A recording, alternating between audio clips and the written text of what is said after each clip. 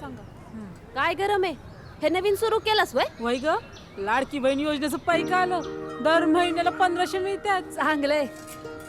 पण कधी हा विचार केलायस का की आपलं सरकार बदललं आणि ही योजना बंद झाली तर?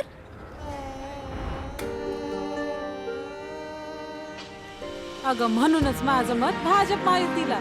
भाजप महायुती आहे तरच लाडकी बहीण योजना आहे. कुडाळत महायुतीची सभा पार पडली. यावेळी खासदार नारायण राणे उपस्थित होते. सभेनंतर त्यांनी पत्रकारांशी संवाद साधला. त्यावेळी नारायण राणे काय म्हणाले पाहूया. निलेश राणे याच्यासारखा आमदार आम्हाला हवा आणि तो मिळतोय म्हणून समाधान व्यक्त केलंय. आताच आमची प्रमुख कार्यकर्त्यांची बैठक झाली. कमीत कमी 50,000च्या वर मताधिक्यांनी निलेश राणे निवडून येतील याची खात्री आमच्या कार्यकर्त्यांनी आणि माझ्या डाव्या उजव्या बाजूला बसलेल्या नेते मंडळींनी दिलेली आहे. त्यामुळे आमचा कुडाळ मालवण आणि जिल्ह्यातील दुसऱ्या दोन्ही जागांवर मिळून तिन्ही जागांवर महायुतीचे उमेदवार विजयी होतील यावर माझा पूर्ण विश्वास आहे आणि निवडून आणणारच असं माझं आहे. आणि त्यामुळे आमची प्रचारचा विषय गेल्या 10 वर्षात माननीय मोदी साहेबांनी पंतप्रधान म्हणून या देशात जनतेसाठी आणि देशासाठी ज्या योजना आणल्या आणि आता 10 वर्षात राबवल्या जात आहेत त्या योजना आम्ही लोकांपर्यंत पोहोचवतो आहोत की या योजनामुळे देशाची प्रगती झाली. जागतिक अर्थव्यवस्थेमध्ये भारत 5व्या क्रमांकावर आला. 1-2 वर्षानंतर तो 3ऱ्या क्रमांकावर आणण्याचा प्रयत्न माननीय मोदी आणि आमच्या सरकारचा आहे. आणि त्या योजनेची यादी माझ्याजवळ आहे. आपल्याला हवी अशी ती यादी देतो. 50 योजना आहेत. 50. तर मी आमच्या पीएनए सांगितली पण एक कॉपी द्या. आणि त्यानंतर आमच्या महाराष्ट्र सरकारने पण गेल्या 2.5 वर्षामध्ये माननीय एकनाथजी शिंदे, माननीय देवेंद्र फडणवीस आणि माननीय अजित पवार या तिघांनी महाराष्ट्रात अतिशय महाराष्ट्र गतिमान रीतीने विकसित व्हावा,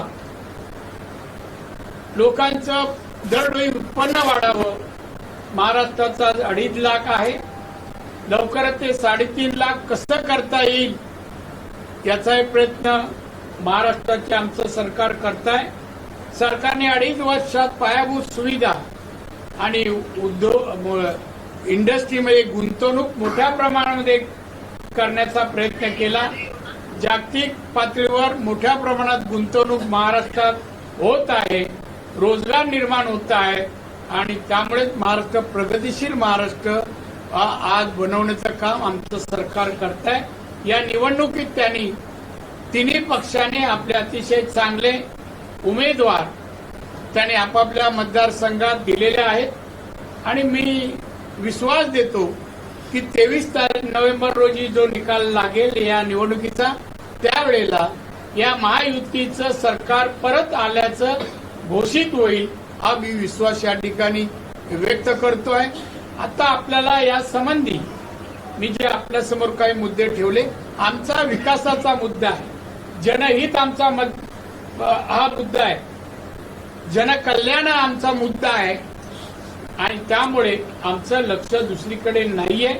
आम्ही आमच्या उमेदवारांना प्रचंड मताधिक्याने निवडून आणण्याचं आम्ही प्रयत्न करू.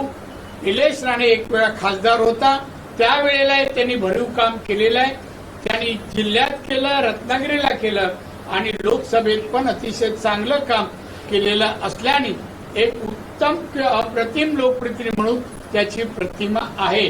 आणि म्हणून निलेश राणे 100% विजयी होतील असं सर्व आमच्या नेते मंडळींनी आता सभेमध्ये मत व्यक्त केलेलं आहे आणि त्यामुळे आमचा विजय निश्चित आहे. आमचे दिवसभरातले सर्व अपडेट्स, ताज्या घडामोडी आणि थेट लाईव्ह पाहण्यासाठी सबस्क्राईब करा, लाईक करा कोकणचं नंबर 1 महा चॅनल कोकण 7 लाईव्हचं YouTube चॅनल.